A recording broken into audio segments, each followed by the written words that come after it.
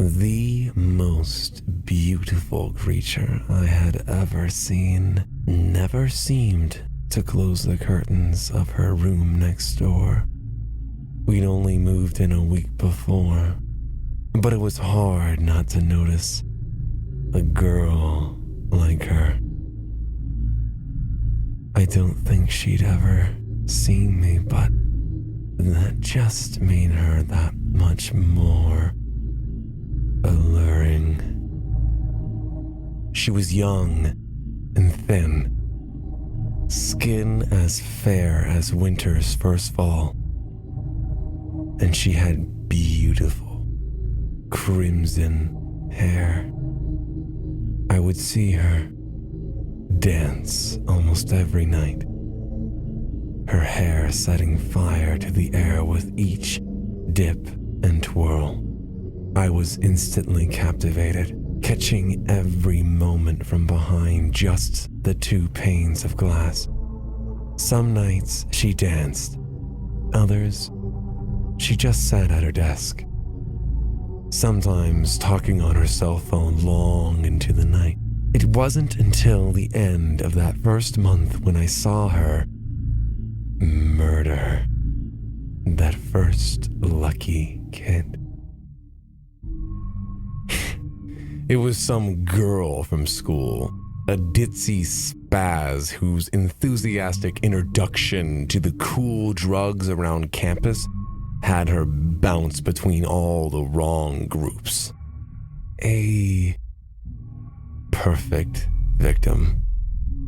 She always did things so perfectly.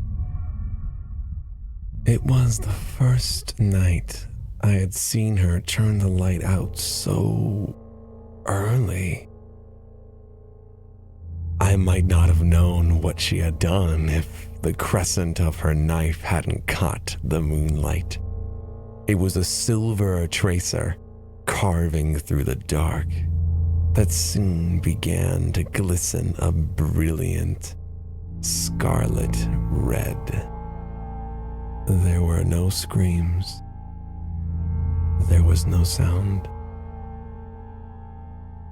Must have only been a few seconds, but it felt like I had been watching for hours. Exquisite.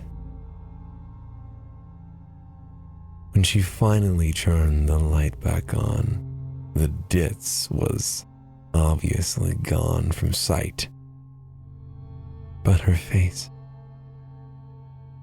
her beautiful face, was lovingly coated in a layer of fresh blood.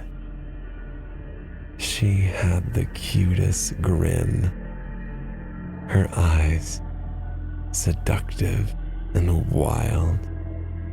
She had crossed the deepest line. She had made the darkest sin. God, how gorgeous. Her crimson hair falling so gracefully across her face, like a fallen angel.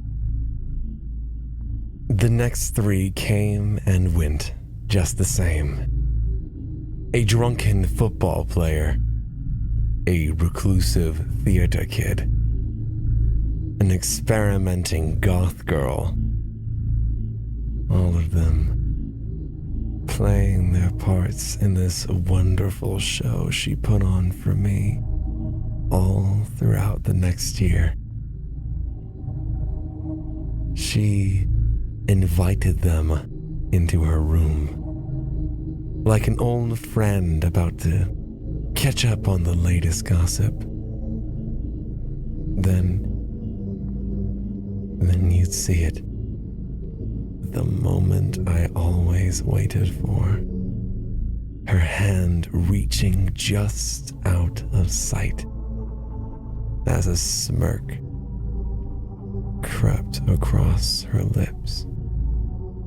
She'd always turned the lights out for the kill, but the look on her gorgeous visage when she turned them back on, I can almost feel the ecstasy she must have felt. One day, I finally got up the courage to go meet her. Or maybe join her in the fun. If I was really lucky, maybe I could be the one to inspire that terribly seductive smirk. I bought some really nice clothes and expensive perfume as well. I even tried bleaching my hair blonde, hoping I could get it to shine as vibrantly as hers. But that morning came the worst news of all. My parents told me we were moving away. They had become afraid for me, as my parents had over the loss of a few teenagers.